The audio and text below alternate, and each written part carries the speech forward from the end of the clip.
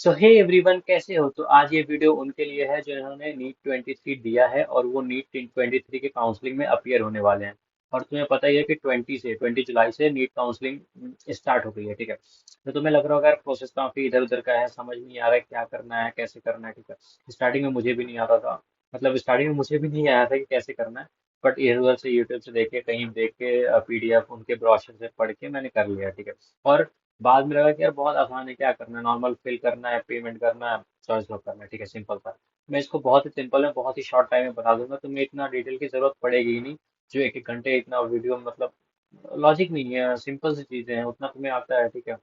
मैंने ये भी देखा था 25,000 एक साइट है, मतलब उसके वीडियोस मैंने भी देखे, बट 25,000 वो पर्सनल काउंसलिंग के लिए ले रहे थे।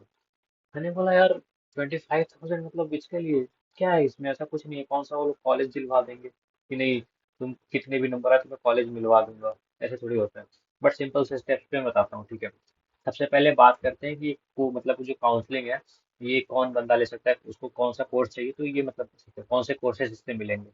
सबसे पहला कोर्स है एमबीबीएस। सबका यही सपना होता है, अगर ये नहीं हो पाता तभी वो किसी और में जाता है, ठीक है। तो पहला एमबीबीएस है। उसके बाद तुम बीडीएस ले सकते हो, मतलब इस काउंसलिंग के थ्रू। उसके बाद बीएससी नर्सिंग के लिए जा सकते हो, ठीक है। अब देखो ये काउंसलिंग होगा कहाँ। एमसीसी की साइट है, ठीक है। तो तुम्हें वहां से वहां वही जाना है, वहां से तुम्हें लॉग इन करना है, ठीक है। टोटल 312 कॉलेजेस हैं। सोचो इतने कॉलेजेस हैं, बहुत हैं ठीक है। और अगर तुम्हारे अच्छे रैंक आया, तुम्हें लग रहा होगा, तो तुम्हें आराम से मिल जाएंगे। ओके। अब देखो बात करते हैं कैसे का, किस कौन कौन से कॉलेज इसके अंदर आते हैं। तो जो एम्स, सॉरी, इरेजर आ गया। तो जो एम्स है, क्या बोलते हैं, उसका 100% सीट्स आएगा, क्योंकि ये ऑल इंडिया, मतलब ऑल इंडिया कोटा लगता है टोटल पे। और सारी सीट सेंट्रल होती है, ठीक है। उसके बाद जो सेंट्रल यूनिवर्सिटी, जो कि बीएचयू, एमयू, जामिया, ये भी आते हैं इसके अंदर। उसके बाद जो गवर्नमेंट कॉलेज है, तुम्हें तो इतना पता होगा कि गवर्नमेंट कॉलेज में 85% स्टेट कोटा का लगता है, 15% ऑल इंडिया कोटा। तुम्हें सिर्फ 15% मिलेगा, मतलब जो भी स्टेट का कॉलेज होगा उसका 15% का तुम मतलब इस वाले काउंसलिंग से आएगा। बाकी का जो 85% है वो तुम्हें स्टेट काउंसलिंग से आएगा, ठीक है। उसके बाद बात करते हैं जिपमर। ये भी आता है, इसी काउंसलिंग से आएगा। एएफएमसी आएगा, वीएमएमसी आएगा, एवीवी आएगा। और दिल्ली यूनिवर्सिटी जाएंगे, ईएसआई कोटा भी आएंगे, ठीक है। अब तुम्हें समझ आ गया कौन कौन से कॉलेज आएंगे। अगर लग रहा है कि नहीं यार, इसमें से मेरे को नहीं होना है, मतलब जो भी लग रहा होगा, तो बाकी जो बचे कॉलेज हैं स्टेट कोटा से मिल जाएंगे। मतलब बाकी क्या बचे, स्टेट कॉलेज बचे, मतलब बाकी उसमें बचे कुछ नहीं, मतलब 85% तुम्हें वहां से मिलेंगे, ठीक है। स्टेट अगर लेना है तो तुम स्टेट के थ्रू ही जाना। बट राजस्थान और कुछ ऐसे स्टेट्स हैं, राजस्थान यूपी, जहाँ कट ऑफ हाई जाता है, तो वहाँ स्टेट कोटा से जाने की जरूरत नहीं है, मतलब स्टेट काउंसिल से जो बच्चे नहीं जाते हैं, ठीक है। वहाँ ऑल इंडिया कोटा, क्योंकि उनका स्टेट का कट ऑफ बहुत ज़्यादा रहता है। पर जैसे एमपी हो गया, जैसे मेरा स्टेट है, और भी बहुत स्टेट हैं, तो उनका कट ऑफ काफ़ी लो जाता है स्टेट का। तुम स्टेट काउंसलिंग में जाओ अगर तुम्हारे नंबर थोड़े से कम रह गए हैं तो, ठीक है। बट एक बार ऑनलाइन में भी पार्टिसिपेट करना कोई बुरी चीज़ नहीं है, ठीक है। अब बात करते हैं कि कितने राउंड्स होते हैं। देखो राउंड वन होता है, राउंड टू होता है, उसके बाद मॉपअप होता है, उसके बाद स्प्रे वैकेंसी होता है। स्टार्टिंग के 3 ऑनलाइन होती है, ओके। और ये वाली ऑफलाइन होती है और डीम्ड यूनिवर्सिटी के लिए होती है, ठीक है। अब देखो राउंड वन राउंड टू, मतलब इसमें क्या होता है कि सीट छोड़ सकते हो, ये कर सकते हो, उसके बाद वही मतलब जो छूट गई हैं सीटें, उसके बाद होता है मॉपअप में, मतलब जो भी बचा कुचा है उसको भी मतलब दे दो, ऐसा, ठीक है। जैसे कोई राउंड वन में लिया, कोई राउंड टू में नहीं लिया, तो ऐसा होता है ना, कुछ सीटें बच जाती हैं, उसके बाद उसको आखिरी में जितने बचे हैं तो उसके लिए भी राउंड चलता है, तो वो मॉपअप राउंड हो जाता है। अब प्रोसेस क्या है, सिंपल सा प्रोसेस है। रजिस्ट्रेशन करना है तुमको। कैसे करना है, मोबाइल नंबर डालना है, ईमेल आईडी से रजिस्ट्रेशन करना है। और ध्यान रखना है कि ये मोबाइल नंबर और ईमेल आईडी वही डालना जो तुमने नीट के काउंट, मतलब नीट का रजिस्ट्रेशन करते टाइम डाला था, ठीक है, नीट एग्जाम के रजिस्ट्रेशन किया था। और उसके बाद रजिस्ट्रेशन में कुछ नहीं है, तुम्हें बेसिक डिटेल आएंगे, तुम्हारा मतलब क्वालिफिकेशन आ गया, टोटल रिजल्ट आएंगे, मतलब 10th 12th का क्या जो भी है। उसके बाद करेंट एड्रेस, परमानेंट एड्रेस, तुम्हारा घर का मतलब तुम्हारा नाम, पता, सब कुछ जो भी पर्सनल डिटेल है, मम्मी पापा, सब कुछ आएगा। ये बेसिक है, इसमें ऐसा कुछ नहीं है कि कुछ करना है, ठीक है, सिंपल सा है। डॉक्यूमेंट्स अपलोड करने हैं, मैं अगले वीडियो में, छोटे से वीडियो में बता दूंगा कि कौन कौन से डॉक्यूमेंट्स लगते हैं, ठीक है। अब बात करते हैं रजिस्ट्रेशन में, सिंपल सा तुम्हें रजिस्ट्रेशन करना ध्यान रखना। अब पेमेंट में दो टाइप की पेमेंट होती है, एक रजिस्ट्रेशन फीस होता है, उसके बाद होता है सिक्योरिटी अमाउंट। अब जिसमें रजिस्ट्रेशन फीस होता है वो नॉन रिफंडेबल होता है, ठीक है, नॉन रिफंडेबल होता है, और सिक्योरिटी वाला रिफंडेबल होता है। रिफंडेबल तब होगा जब सारा काउंसलिंग खत्म हो जाएगा, उसके बाद रिफंड करना शुरू कर देंगे। ओके। अब देखो रजिस्ट्रेशन फीस कितना है। अगर तुम डीम्ड यूनिवर्सिटी की बात करो तो रजिस्ट्रेशन फीस 5000 है। ओके। अगर तुम मतलब ओबीसी एससी एसटी में आते हो तो उसका 500 है।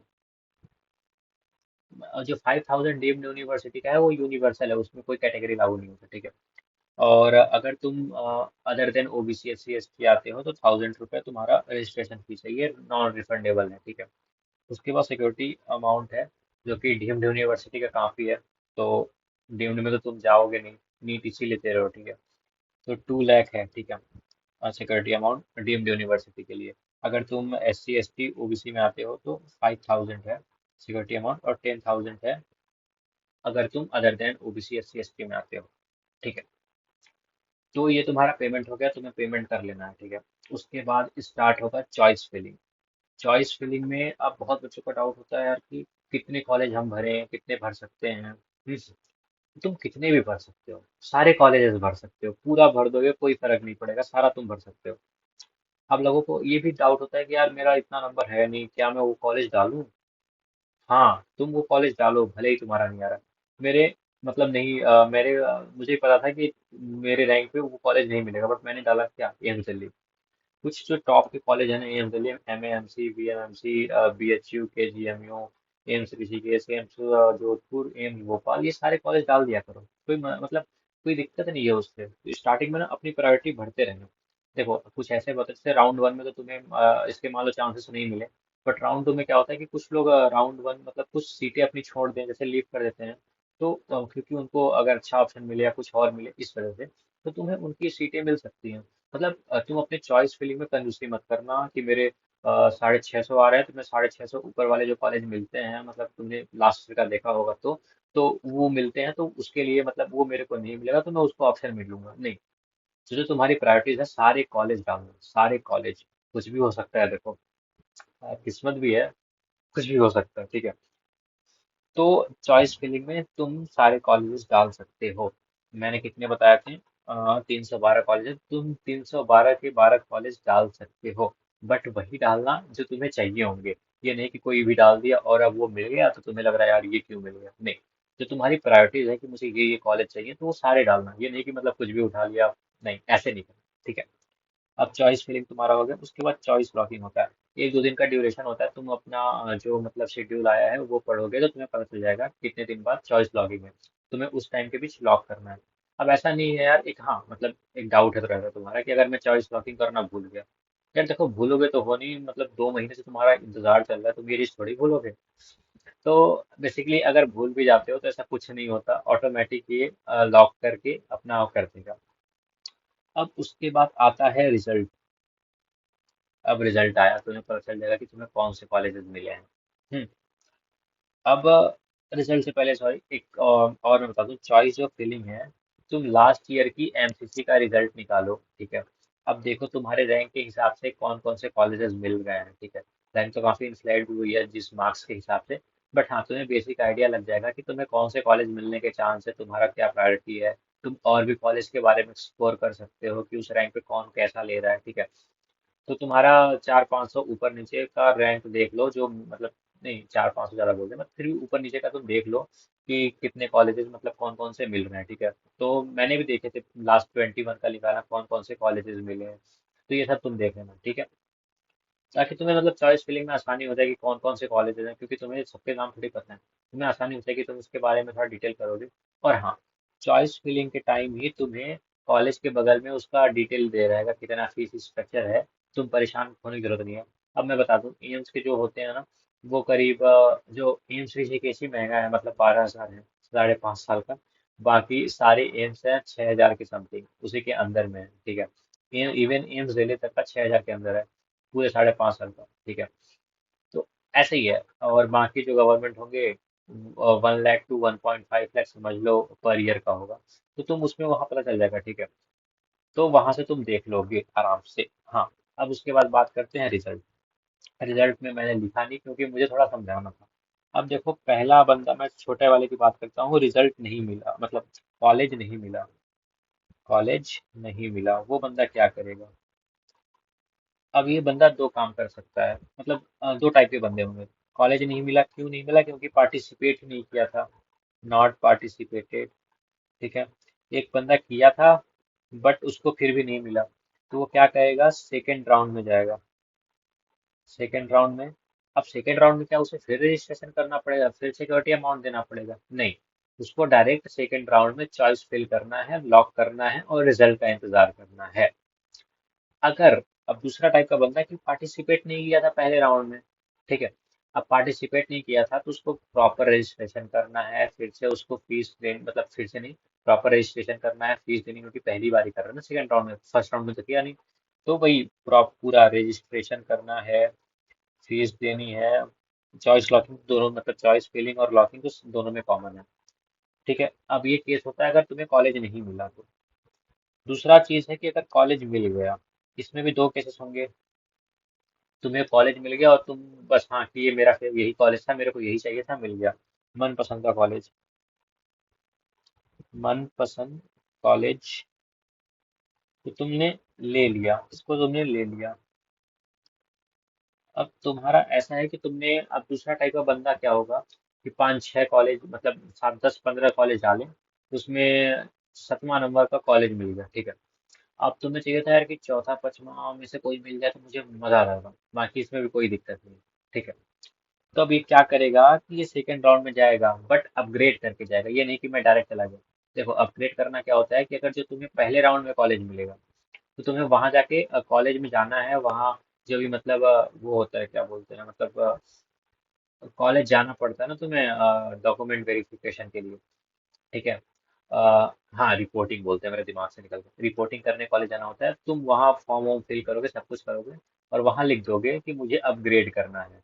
तो अपग्रेड कर वहाँ करवाने से क्या फायदा है कि अगर तुम्हें कोई और कॉलेज नहीं मिलता, मान लो वो टॉप का कॉलेज नहीं मिला जो तुम्हें चाहिए था, ठीक है, बट इससे ये रहेगा कि अगर वो नहीं मिला तो तुम्हारा पुराना वाला जो पहले का कॉलेज मिला है, वो तुम्हारे पास सेफ रहेगा कि चलो, वो नहीं मिला तो ये मेरे पास है। मतलब ऐसा नहीं है कि मैं सेकंड राउंड में गया तो मेरी ये सीट भी चली गई, वो भी नहीं मिला। ये तब होगा अगर तुम कॉलेज में वो रिपोर्ट नहीं करोगे, रिपोर्टिंग नहीं करोगे, कॉलेज के मतलब आके यहाँ नहीं बोलोगे कि मुझे अपग्रेड करना है, तब ऐसा होगा। तो यहाँ मतलब मनपसंद का कॉलेज मिलकर तुमने ले लिया, उसके बाद तुम डायरेक्ट एग्जिट कर सकते हो, मतलब कॉलेज में वो रिपोर्टिंग ही नहीं के डायरेक्ट एग्जिट। और दूसरा है कि अपग्रेड कर दिए, कॉलेज जाके अपग्रेड कर दिए। दोनों में क्या है कि सेकेंड राउंड में जाना पड़ेगा, दोनों वाले पार्ट में सेकेंड राउंड में जाना पड़ेगा। बट इससे ये रहेगा ना कि अपग्रेड में फायदा रहता है। क्या फायदा रहता है?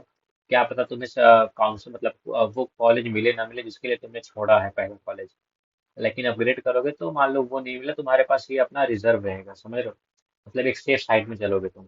तो यार तुम्हें अगर पहले राउंड में जो भी कॉलेज मिलता है ना, तुम अपग्रेड ही करना है, एग्जिट क्यों करना है? तुम्हें जाके बस डॉक्यूमेंट ही वेरीफाई करना है ना, एक दिन का काम है, वो तुम कर लेना, ठीक है। अपग्रेड ही करना है, ये नहीं कि हम एग्जिट कर लें, ऐसे नहीं। ऐसे करोगे तो देखो थोड़ा रिस्की होता है यार, तुम्हें पता है। अब जैसे मैंने, मेरा जो क्या हाल था कि मेरे को चाहिए था एम्स भोपाल, क्योंकि मुझे पता था एम्स दिल्ली मेरा नहीं है, बट भले मेरे लिस्ट में था। तो एम्स भोपाल जो था उसके नीचे एम्स ऋषिकेश था 5th नंबर पे, अब मुझे फर्स्ट राउंड में एम्स ऋषिकेश मिल गया, बट यार एम्स भोपाल चाहिए था, ठीक है। अब मैंने सेकेंड राउंड में गया अपग्रेड करके, बट नहीं मिला। मेरी रैंक थी 1300, 1371, और क्लोजिंग रैंक थी भोपाल की 13616।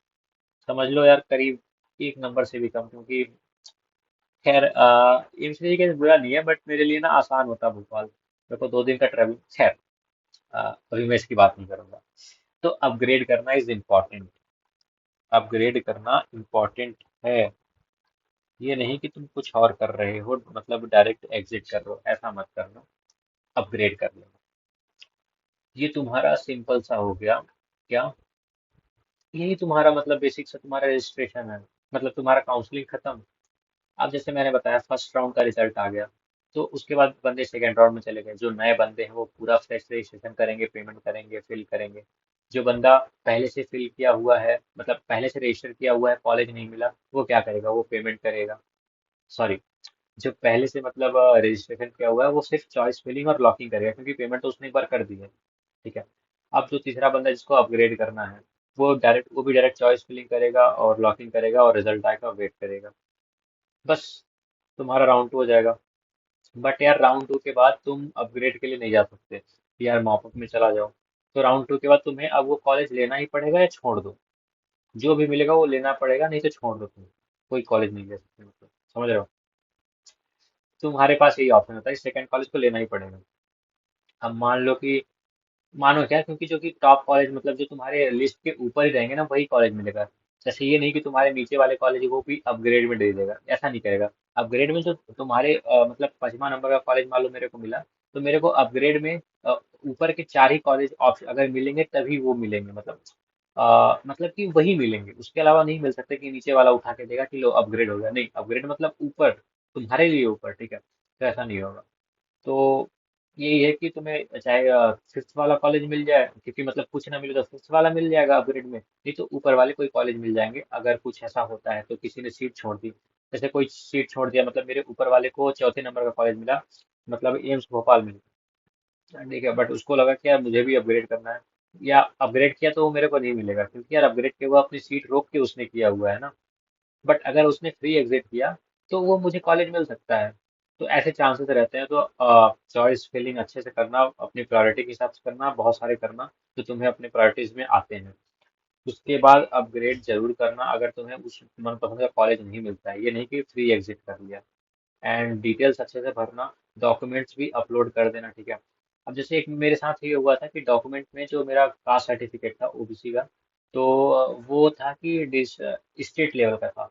और मैंने उस टाइम पे डॉक्यूमेंट जो सबमिट करते हैं ऑनलाइन, फोटो क्लिक करके डॉक्यूमेंट में, तो वो मैंने स्टेट का भरा था, क्योंकि यार बन नहीं पाया था।